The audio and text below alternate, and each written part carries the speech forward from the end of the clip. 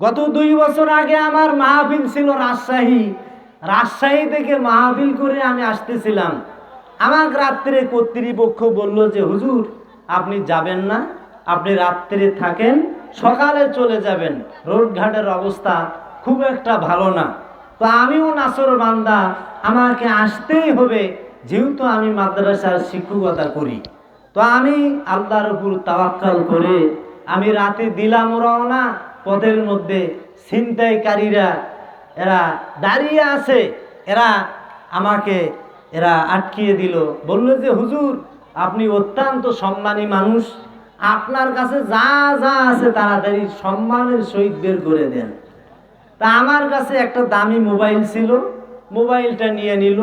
টাকা ছিল কয়েক হাজার, টাকাও নিয়ে নিল, মোবাইলও নিল, টাকাও নিল।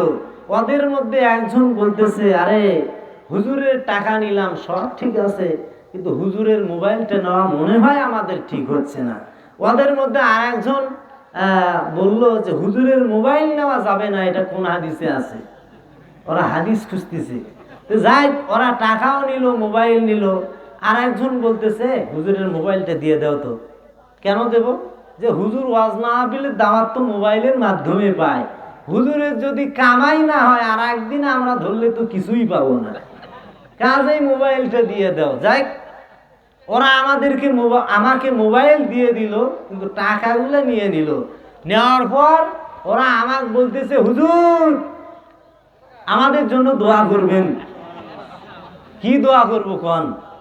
আমি শুধু এটাই বললাম, এই কথাই বললাম যে আল্লাহ আপনাদেরকে হেদায়েত দান করুন। বাবাজিরা আমার, এ হলো বিগত সরকারের আমলে, আওয়ামী লীগ সরকারের আমলে এই ঘটনা ঘটেছে। বাবাজিরা আমার, কোরআন যদি ক্ষমতায় যায়